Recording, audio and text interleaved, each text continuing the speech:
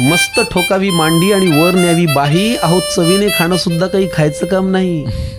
सर्वप्रथम वाढलेल्या पानाकडे असं डोळे भरून बघावं, वदनी कवल म्हणावं आणि यज्ञकर्माला लागावं. आता ज्याच्यापासून सुरू होतं हे वाढलेलं पान, पदार्थ करा कुठलाही, याला विशेष असतो मान. अंदाजाने वापरावं लागतं, चिमूट चिमूट नीट. असं जरा डावीकडे असतं बघा पानामध्ये मीठ. तिथून पुढे सरकलात की टप्पा चमचमीतपणाचा, जिथे असतं लोणचं, चटणी, मिरचीचा ठेचा.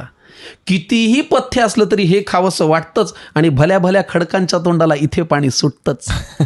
चटण्या म्हणाल तर जवस, कारळ, लसूण, शेंगदाणा, आंबा लिंबाच्या लोणच्याचा चाटावा चवदार बाणा. क्या बात आहे. आता जिच्यासाठी चाले सगळा प्रपंच, धंदा, नोकरी, पानाच्या अगदी मधोमध ती पोळी आणि भाकरी. गोल गोल गरम गरम अशी आईनेच पानात वाढावी, पापुद्रा काढून आतली खमंग वाफ आपण काढावी. मग मनसोक्त जेवणाऱ्यांना मुळी नसतं डाएटचं कारण इथून पुढे येतं पानात ते चिंच गुळाचं वरण. मग बाजूला कोण आहे याची चिंता आपण का करावी, अशी वरणात पोळीत कुस करावी आणि फुरकी मारावी. किती छान. याशिवाय हे बिचारं पोट काय दुसरं मागतं. हा, पण चांगली भाजी करायला मात्र कौशल्यपणाला लागतं. अंदीच्या ताटातही शोभून दिसते मेथी, भेंडी आणि गवार. सोन्याचा चमचा असला तरी खाणार हेच, ठाकरे असो वा पवार.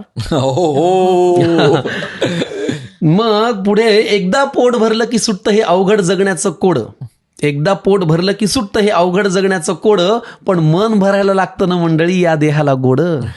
मग एवढं जेवणही राखावा बरं आग्रह करणाऱ्याचा मान, आणि चाटून पुसून स्वच्छ करावं ते वाढलेलं पान. मग ढेकर देऊन पलंगावरती देह टेकवावा थोडा, इतक्यात कुणीतरी आणून द्यावा लवंग खोचलेला विडा. हेच ते वैभव आहे ज्यासाठी सगळे कष्ट करतो, पण समोर आल्यावर मात्र न जेवता फक्त पोट भरतो. त्यामुळे हे रक्त पिणारं यंत्र तुमचं जरा बाजूला ठेवत जा आणि पानावर जेव्हा बसाल ना मंडळी, तेव्हा मन लावून जेवत जा. मग 5 वर पंखा करून झोपण्याचं सुख असं सांगून थोडंच कळावं. आणि असंच वाढलेलं पान देवा रोज सगळ्यांना मिळावं. असंच वाढलेलं पान देवा रोज सगळ्यांना मिळावं.